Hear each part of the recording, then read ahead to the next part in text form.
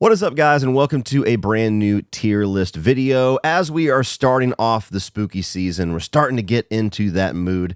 I figured it's that time of year. Let's talk about the big three once again. I feel like I've talked about these movies and these characters ad nauseum, but somehow I'm still able to find these nifty little ways to talk about them yet again in a way that I haven't quite discussed them before.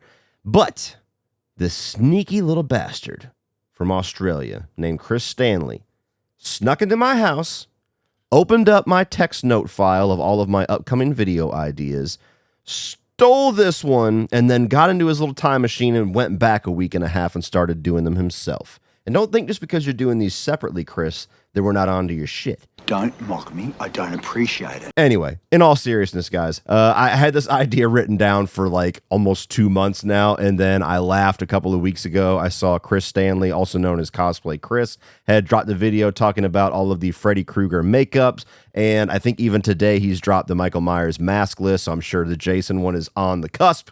But please check out his videos. Great minds think alike, and Chris Stanley actually has way more knowledge and way more experience and insight to give you into the actual like work that goes into making these prosthetics and these masks. He builds a lot of this stuff himself, so he will be able to talk about that side of things much better than I ever will. So if you enjoy this video, I'll put a link down in the video description, and I'll post a link up here as well for you to check out Chris Stanley's video that's going to be along the same lines as this.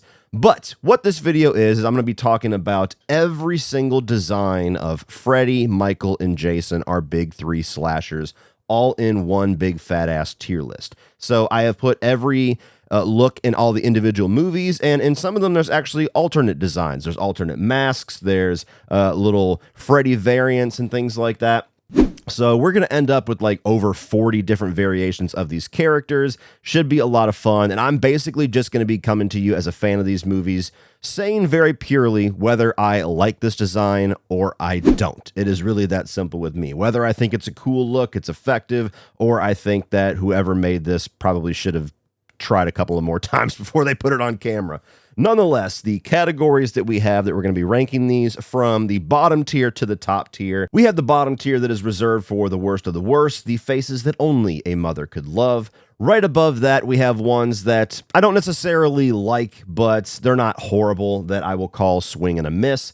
Then we have the trick or treat category, which are the masks or the designs that are fine, that they're suitable. They're not ones that I dislike. They're not necessarily ones that I like either. They're just right there in the middle. Then we have almost perfect, the ones that I enjoy quite a bit, but aren't quite that god tier.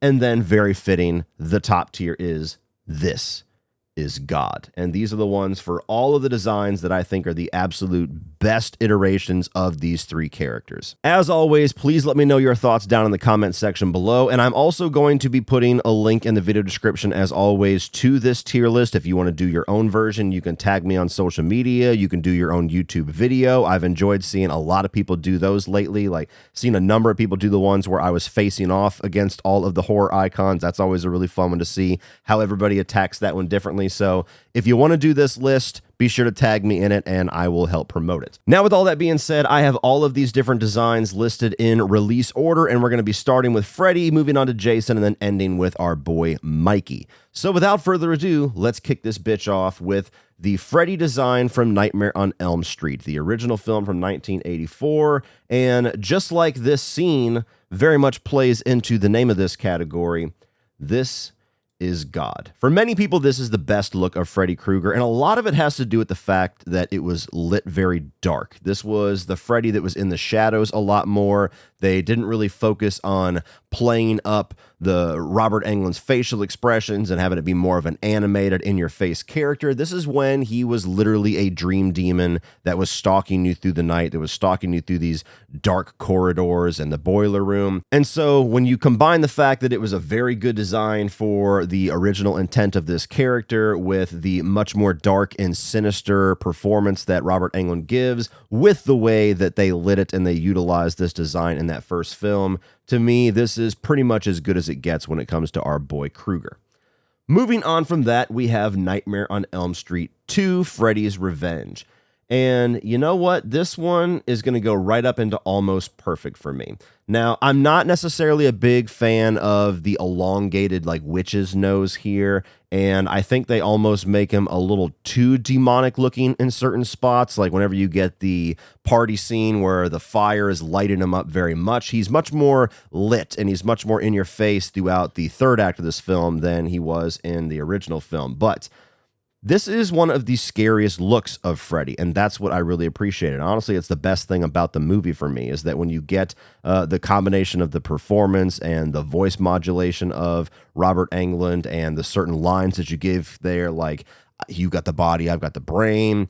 And they do a good job throughout most of the film of keeping him in the shadows and keeping him that kind of darkly lit character as well. I just think there's spots in the movie where they do a little too much to modify the face of Robert Englund, but certainly one of my favorites regardless. Now we have Freddy from Dream Warriors, which is my favorite film in the franchise, and this one is also going to go up into almost perfect. This is where they kind of tone down the makeup look of him a little bit. They put the nose back. They let it be the natural shape of Robert Englund's face a little bit more. But Freddy is lit a lot more. He is shown a lot more. He is much more in your face in this film. They have spots where he's in the shadows, mostly towards the beginning of the film, but very quickly, this is much more into the animated Robert Englund and animated Freddy Krueger era of the Nightmare on Elm Street films. So, with that being said, I don't think it's nearly as scary or nearly as effective at being a frightening dream demon as the previous two. But what they're going for, I think it's a very good design. I think that it's kind of the happiest medium you could find, where you're giving makeup and especially the design where he pulls his shirt across and you get all the soles in his chest. I think that was an awesome addition. You're giving something that's a lot more in your face, but you're still maintaining the essence of the character. So for me, in the more well-lit versions of Freddy, this one is the best of that version. Now we have a Nightmare on Elm Street 4 Dream Master, and this one is a little bit tricky because there's not a massive difference between his look in the third film and his look in the fourth film for me, but there is quite a bit of difference in how he's utilized and how they shoot it and how they light it especially. There's a lot more neon in this film. There's a lot more green lighting and things like that. This is like the MTV generation. So this one, while it's very close to making it into almost perfect, I'm going to stick it in Trick or Treat because I don't think it's nearly as effective as the look is in Dream Warriors, despite being so close to it. And because it's much more well lit, because it's a lot brighter of a movie, I feel like it also highlights kind of the rubbery look of his face a lot more than it was in Dream Warriors. So it's very close. I mean, there was a part of me that almost debated not even separating the two because it almost feels like he walks out of one film and onto the other. But I do think that slight difference in how they shoot him does make a large difference in how the makeup comes across. Now we have a Nightmare on Elm Street 5, The Dream Child. And I have the picture here from Chef Freddy, and we are going to stick him right down in Only a Mother Could Love because, look, you're going to hear me repeat this in the next film that we're talking about. This is like the bubblegum era of Freddy Krueger, where it loses all sense of reality. It loses all sense of scariness. And he is a full-on cartoon character during these last two films. Less so in this one than the next film, but still very similar look, where it just has this very latex, rubber, fake quality to him. And the way that they shoot him and the nature of the scenes where you have the kill scenes being much more animated and much more goofy and silly and slapstick through these last two films. So certainly my thoughts on the film are coloring it a tad, but I just don't think it's a very good makeup job. I don't think it makes him intimidating whatsoever. So no, not a fan. Now we have Super Freddy, who is the character in one of the dream sequences in Part 5. And this is one of like the fun ones that I included. Of course, there's other variations of Freddy where he's like the worm in the third one, and he's the little marionette doll and things like that. But I didn't want to get super nerdy with it. This is still basically the classic Freddy look. He's just souped up a bit. So it felt appropriate to bring it up here.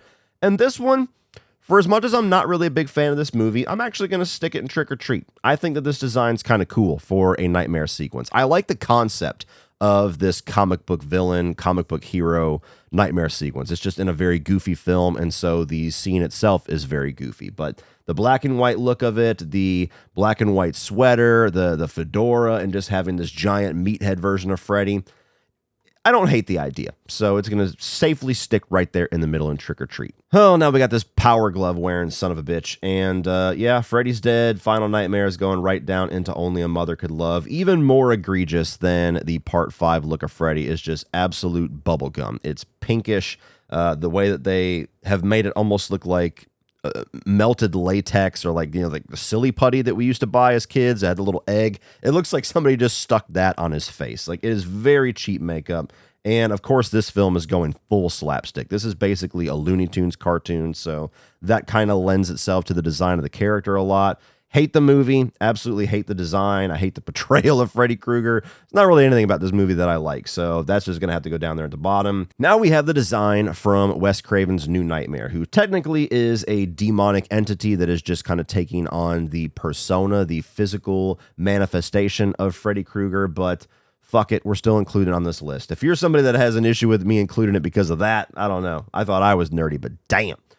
Anyway, we've got the Wes Craven's New Nightmare look here, where he's, it's a lot more pronounced. Like, you have very dark red gashes in his head that's like muscle tissue. You have the glove, of course, which is a massive difference in this design, where it's actually like a bone claw, and the knives are coming out of all 5 fingers instead of just the 4 in the fingertips here.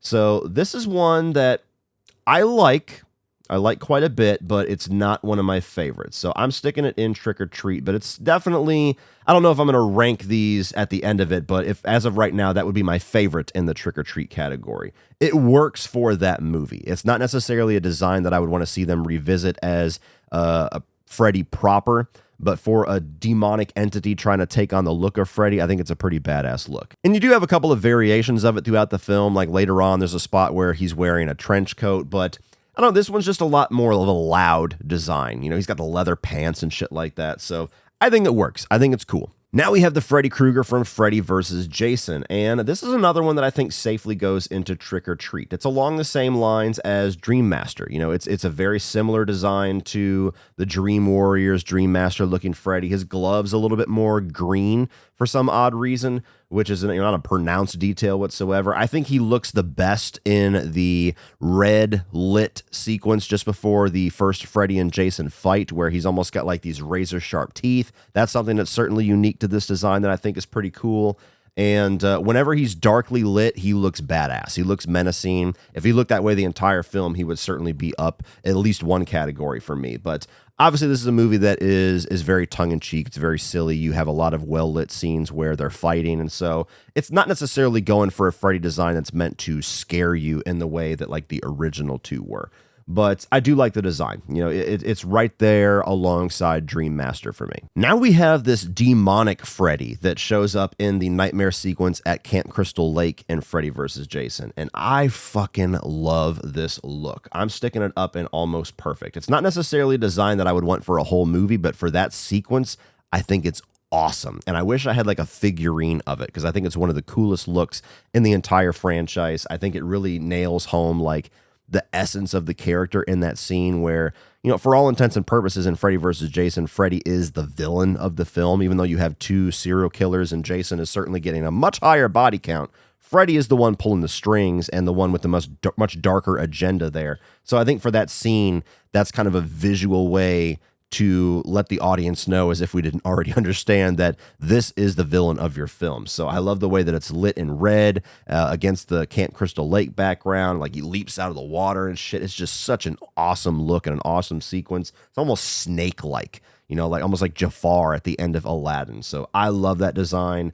I wish we could see that pop up at some point again in this franchise. Now we have the remake Freddy, Jackie Earle Haley's makeup, and this one's going to go in Swing and a Miss. I understand what they were going for here. They were going for more of a realistic burn victim look. They were trying to use CGI and green screen to take away part of his face to show like the teeth and the muscle tissue underneath moving.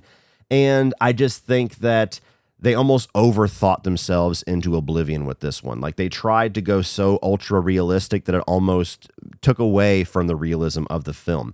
And unfortunately, it also seemed like it restricted Jackie Earle Haley's facial movements a lot. It restricted a lot of what he can do as an actor because it was such a tight design that like molded his face and his lips especially, that you didn't really get the animated face that you get out of a lot of the Robert Englund iterations of Freddy Krueger. And I think just that one little detail could have held back his performance quite a bit. And I think he does a really good job with what they give him in this movie. Other than that, I mean, they pretty much nailed the design. He's smaller. Of course, the glove and the hat and the sweater are pretty much standard there. That's really just the big difference, is them trying to go for that realistic look. And I don't even think the green screen was a good idea. I think that, again, overthought it into almost making it a realistic look that turned out to look more fake than a lot of the more animated looks in the previous films in the franchise. So I get it. Just, it doesn't work. And the final Freddy design, for one little fun entry to close it all out with, we have the Robert Englund cameo in The Goldbergs, which is this little sitcom comedy show. I never watched the show, but I certainly watched this scene after it was advertised quite a bit. And this was the last time that we saw Robert Englund in full makeup. And for all we know, it's probably going to be the last time. Now, this was where it's a little tough to rank, because obviously this was not meant to be this triumphant return. It's for a little TV series as kind of like a joke cameo. So it kind of stands to reason that this isn't like this awesome, sinister design. But what this did for me was showed me, even years ago, it's been years since they did this, that Robert Englund was past the point of being able to portray this character.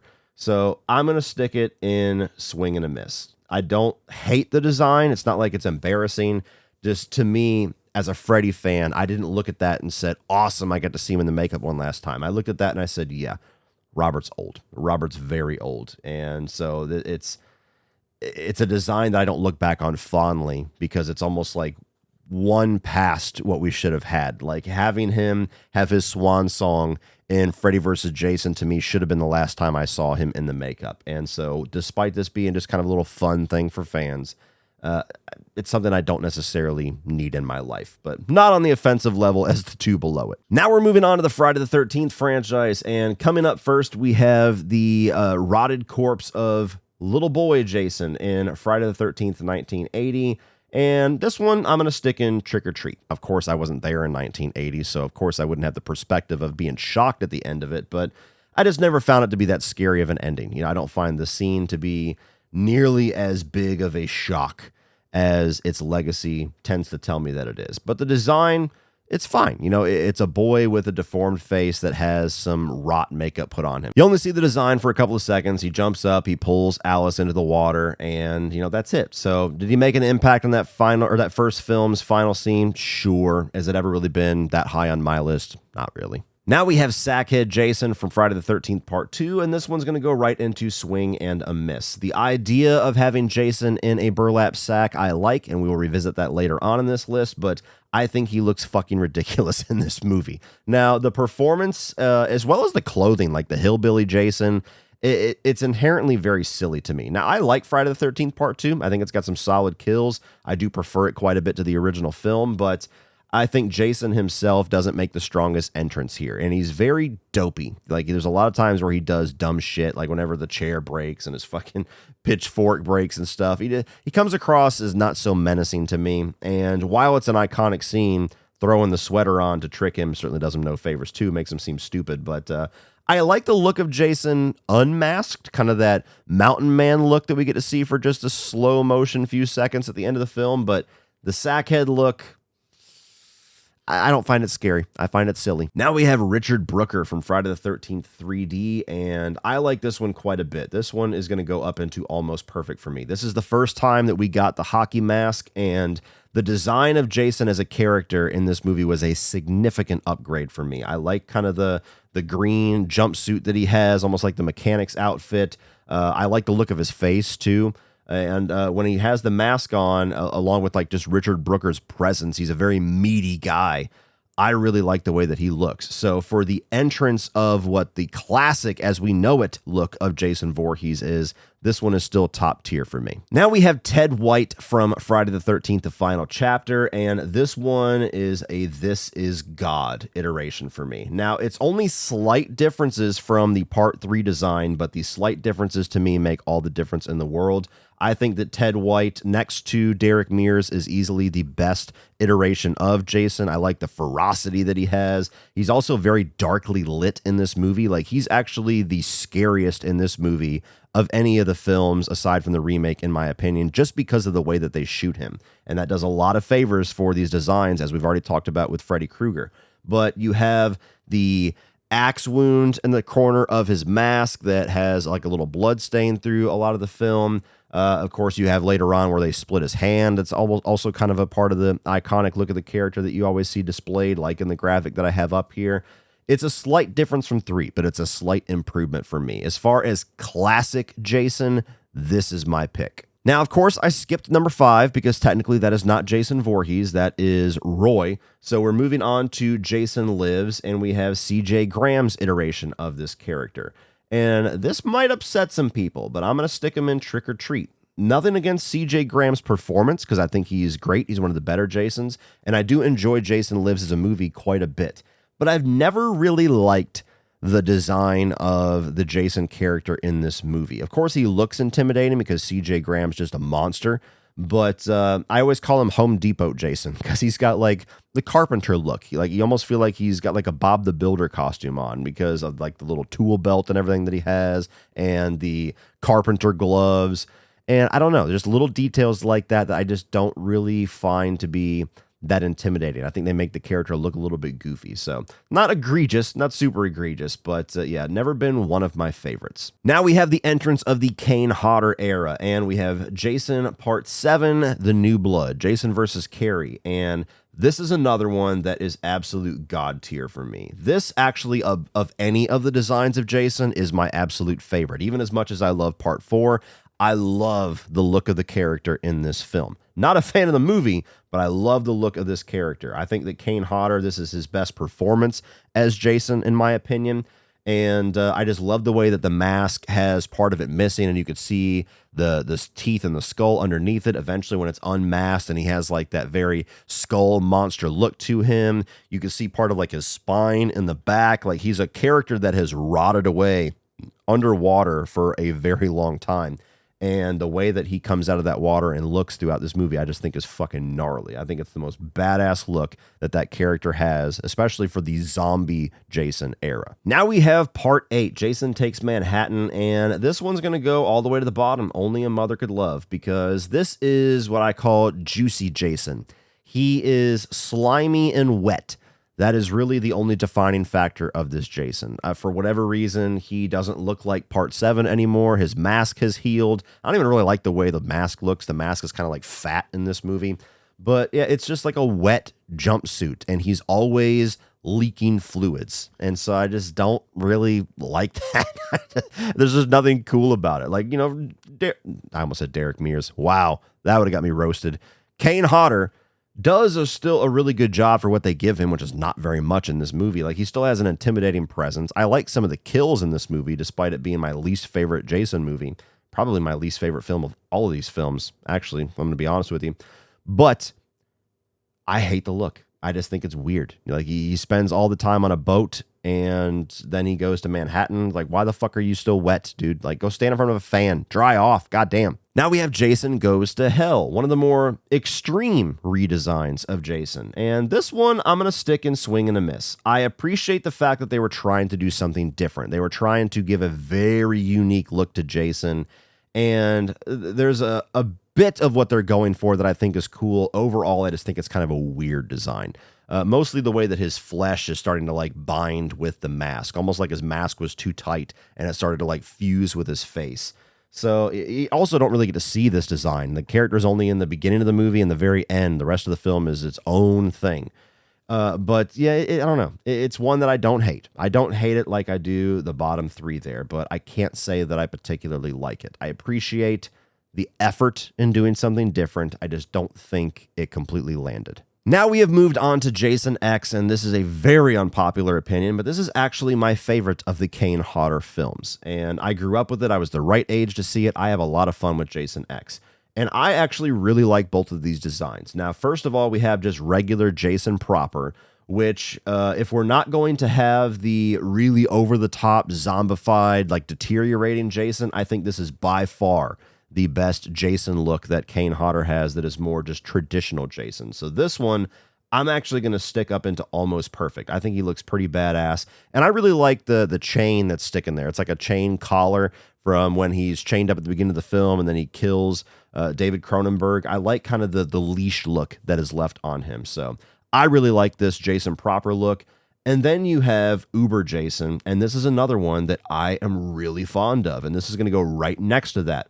In Almost Perfect. I think he looks fucking cool. Now, you don't get a lot of them in the movie. It's basically just the last 20 minutes, but if we're going to get like a Power Ranger superfied version of Jason, I think the design they came up with is pretty fucking awesome. The way that they have chrome that's replacing all of his battle damage and the pieces of his body that's been blown out. I like the way that his mask looks where it's almost skull-like, the really bright red eyes. Like, there's a really cool quality to this Uber Jason. I know people don't love this movie, but that design is fucking badass. And now we are back at Freddy vs. Jason. This is the Ken Kirzinger iteration of Jason, and he is basically the definition of trick or treat. I think that he is just the most average, okay, dare I say bland design of Jason Voorhees we have ever gotten.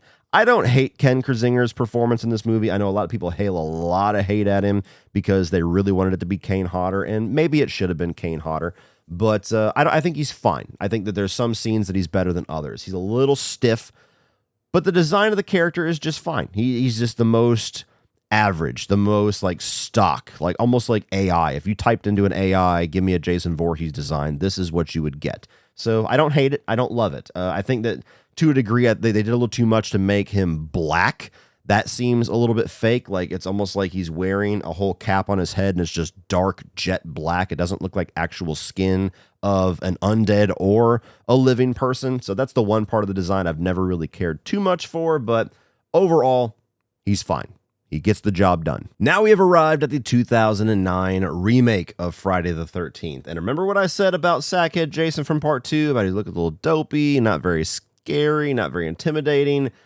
Wow, is this what I'm talking about whenever I want something scary and intimidating? This is the Sackhead Jason from the opening 30 minutes or so of this film.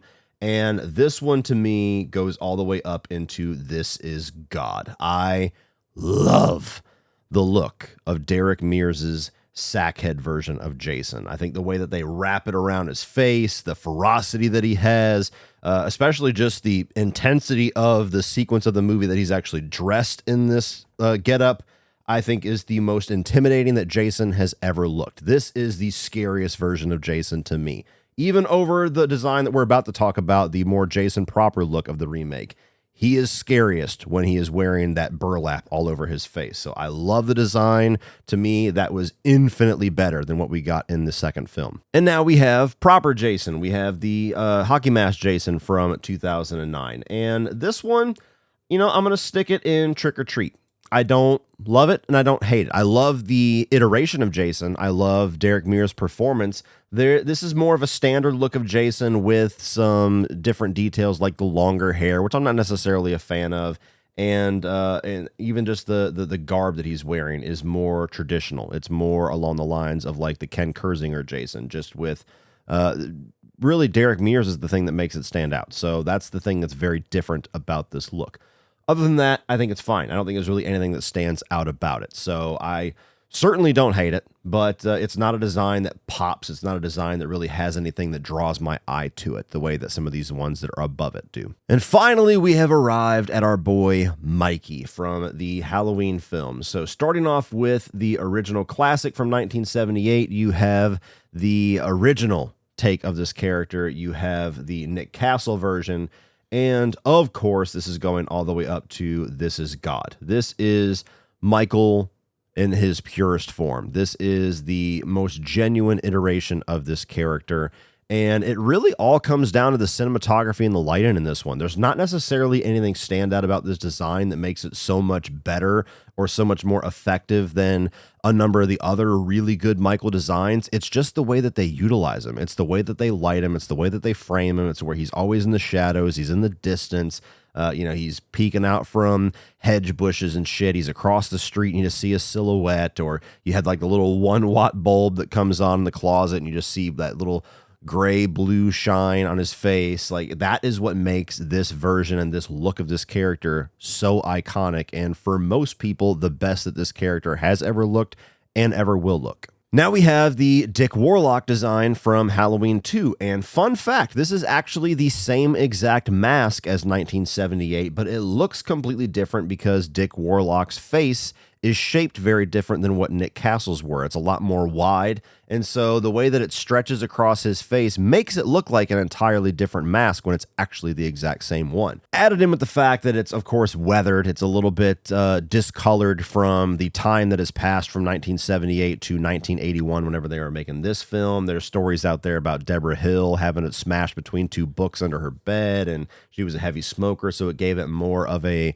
brownish hue to it, which honestly I think a lot of that just comes down to the lighting as well. That has much more of a orangish look in Halloween 2 than the very deliberate grays and blues that were used more so in 1978 whenever we were having Michael in shadows. But I do really like this look of the character. I don't think that it's as effective as the original, but especially when you get the blood tears in his face in the climax of the film, I think it's a pretty iconic look. So this one to me is going up into almost perfect. It's basically the same look, it's just not utilized quite as well. Then, of course, we skip Halloween 3 because Michael's not in that one. You could have put, the Shamrock masks in here, but then I'd have to call it something else. It wouldn't just be Michael masks. So we are going to Halloween 4, The Return of Michael Myers. And the first design is whenever he first wakes up and breaks out of this ambulance and he is basically all bandaged up. And I love this look. I actually wish that more of the movie had him looking this way, because as much as we love the Michael Myers mask, as much as we love that William Shatner blank face, I think this is a pretty badass, intimidating look. So this one's actually going to go all the way up into almost perfect for me. I love this look. I love the look and the way that the camera shoots him whenever he just fucking staples that guy to the ground, the mechanic that he eventually gets the suit and everything from. Yeah, escaped mental patient Michael with a bandaged face. I need that again. Give that to me again in some movie in the future. Ugh. Now we have the actual mask that we see through the majority of Halloween 4, and this fugly dude goes all the way down to the bottom and only a mother could love. I don't exactly know what happened with this mask. I know that there was some weird shit where they accidentally got a blonde wig, pink face mask that we're going to talk about here in a second, and so this is, I guess, the way that they try to salvage that for the sake of the film. I just can't fathom having a movie with this level of production and not being able to get the fucking mask. Like, I just don't understand how that happens. I don't understand how you continue to shoot. I don't understand how it makes it as the final design of the mask, and we don't have like somebody else making another version after the first week of shooting, and they kind of just, try to shoot around the mask in a certain way. I just don't understand that. I don't comprehend how the fuck this mask is throughout this entire film. And for as much as the mask should, for people who aren't ultra nerds like me and a lot of you watching, it should not be that big of a deal. The movie should still be like whatever it's going to be despite the mask as far as a rating goes. For me, how shitty this mask looks genuinely hurts Halloween 5. If you took the mask from, the original Halloween, or shit, even like Halloween 6 or something, just a better version of this mask, instantly that movie goes up a bit in my ranking. It goes up a bit as far as how I would rate it. So that's how much I hate this design. Ugh, get it away from me. And then, as I just described, there's one scene in the film where they had to shoot with the blonde-haired and pink-faced Michael Myers mask where he throws, I think, Loomis out of a window or something like that, and it's unforgivable. Unforgivable. We don't even need to explain why. Fuck that. How that made it into a movie, I don't even know. I don't even know. Now we have the mask from Part 5, The Revenge of Michael Myers. Pretty sure that's the name of it.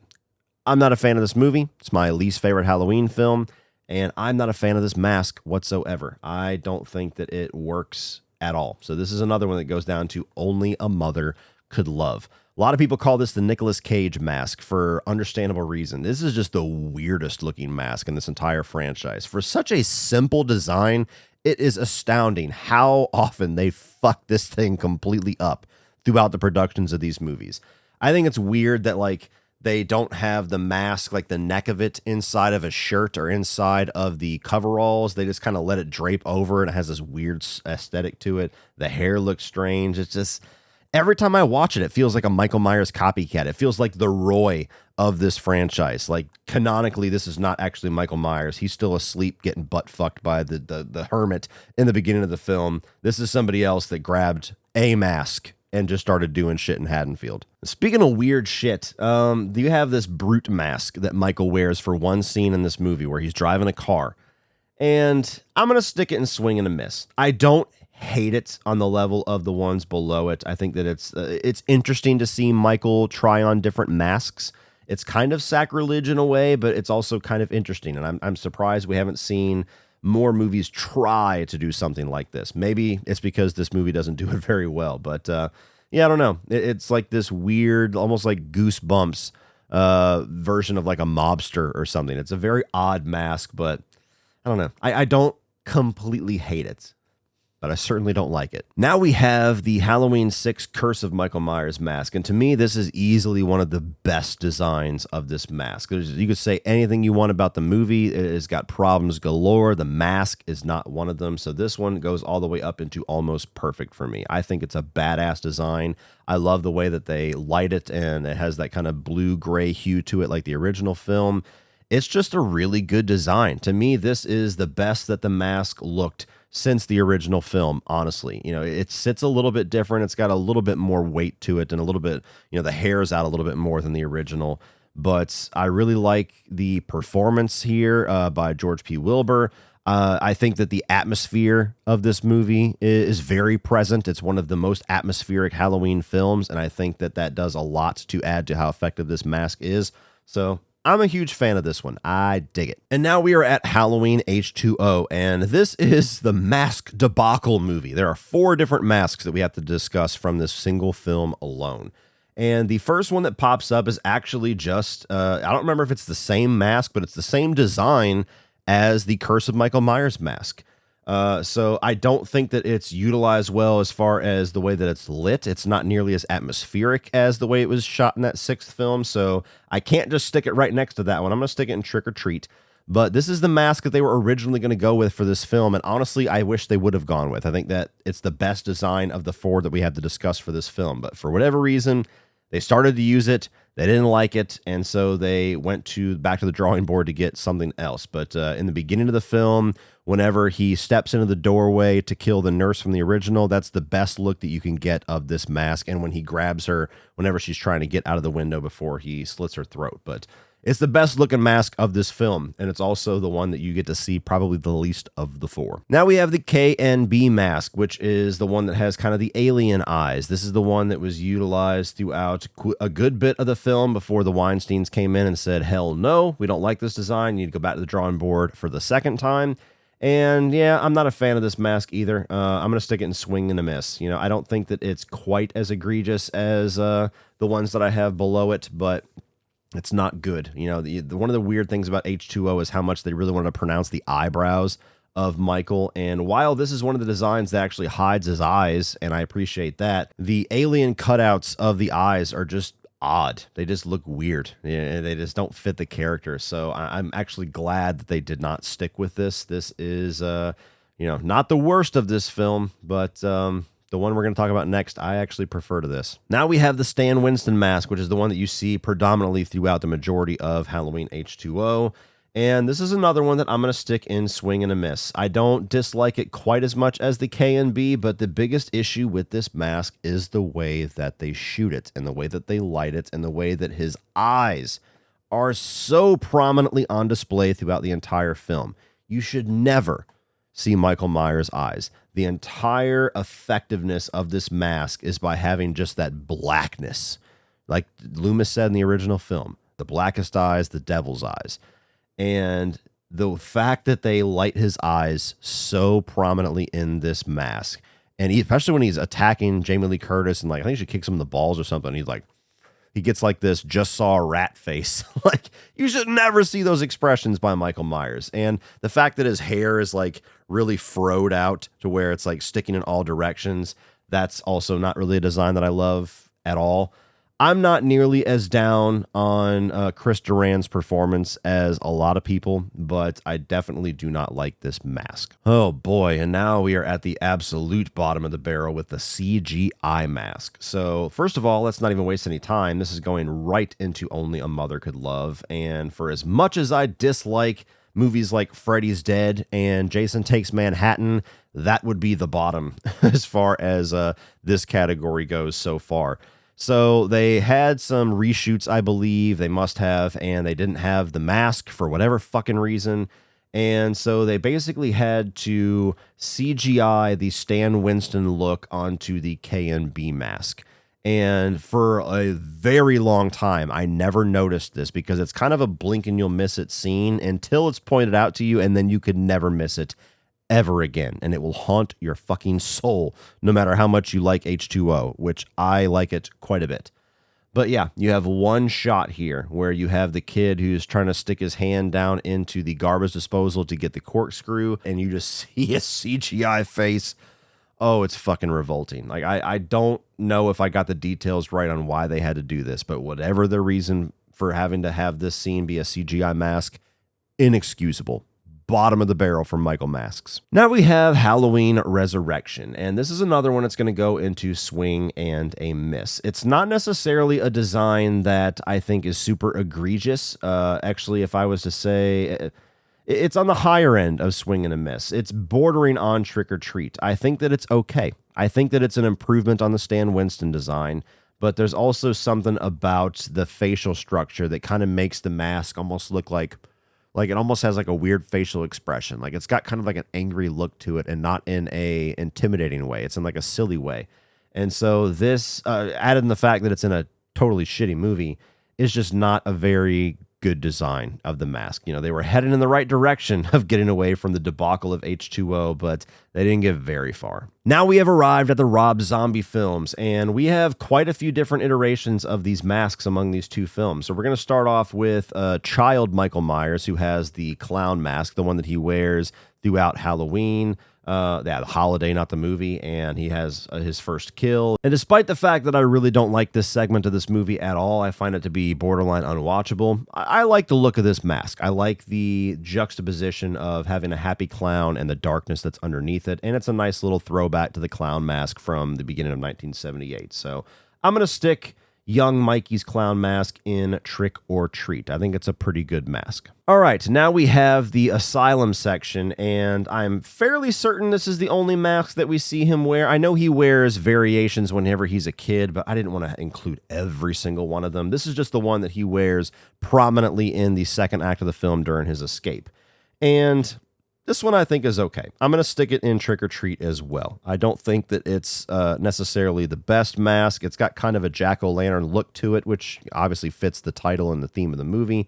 But it's not necessarily something that I think is a very cool or a very intimidating design. It's just fine. And now we have the Rob Zombie version of the William Shatner mask, and this one I actually really like. I'm going to stick this one up into Almost Perfect. For me, alongside the Curse of Michael Myers mask, this is the best that the shape had looked since 1978 up to that point. It definitely fits the Rob Zombie style, where it's a lot more weathered. It's, been under the floorboards for a number of decades, and so it's kind of battle damaged, and the hair is dirty. It's got that grimy look to it, the way that the tone of this film is. So I think that the style of the mask absolutely fits the movie that you're watching. And of course, you've got the monstrous Tyler Mane here portraying Michael Myers in these two films. So he's like the brooding Hulk of Michael Myers that we have. But yeah, I like this design. I dig it. Now we're at Rob Zombie's Halloween 2, and we have the mask in the hospital dream sequence, which is basically the same design as the 2007 film, but it's bloodied up a little bit more. It's got like where he's been shot by Laurie at the end of the first film, and I fucking love this design. I actually like it even more than the look in 2007, so this one is going right up there into Almost Perfect.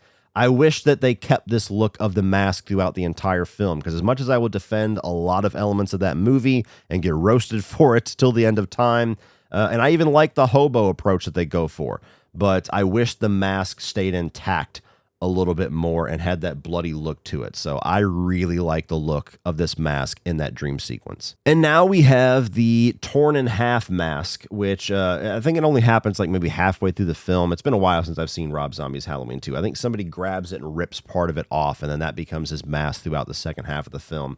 I'm not a huge fan of that. I don't really. I get what they're going for. I mean, it was really torn and tattered and fucked up, but I think you need to keep his face covered. And this is, going along the same lines of don't ever let Micheal speak, which is another very, very egregious thing that Rob decided to do in that film. So I'm going to stick it and swing and a miss. I like most of what they go for in the design of this character, and I know I'm one of the few, but I don't necessarily like seeing half of Michael's face. I don't want to see his eyes. We've already covered this with the Stan Winston mask, and this is kind of going along those same lines. And now we've arrived at the final three films, the David Gordon Green trilogy, and now we are at Halloween 2018. And this one, for me, is going up into This Is God. The Halloween 2018 mask is my favorite Michael Myers mask. I think that it goes along the same lines as Rob Zombie's film, where it's a little more tattered and a little more battle damaged and weathered from the time, but I think it's a little bit better executed. It's not quite as on the nose, and so I just really love the way that it looks. The shot whenever he sticks the mask on for the first time in 40 years and closes the trunk, like, to me, that's one of the most iconic shots of that character in this entire franchise. So I have my issues with Halloween 2018 as well as the next two films we're going to talk about, but that mask paired with James Jude Courtney's performance, and he is my favorite Michael Myers actor, I think it's the best the character ever looked. Now we have the 1978 flashback sequence from Halloween Kills, and this is one that I'm going to stick up into Almost Perfect. I would almost stick this up into This Is God because they damn near recreated the look of 1978 perfect enough where I feel like it's kind of indistinguishable. But they light his eyes a little bit too much. They show his eyes in a few sequences. They want to show that the one eye has been stabbed by the sewing needle. And so those moments take me out of loving it completely. I understand why they were going for that. I understand it was hard because they have cops with flashlights and everything. But beyond that, they did a phenomenal job at forming this sequence in this movie to make the scene actually look like 1978, and Myers looking straight out of that original film is one of the biggest accomplishments that they had from that sequence. So I really like that sequence, and I really like the way that he looks in it. Now we have the look from Halloween Kills, and this is actually another one that I'm going to stick up into This Is God.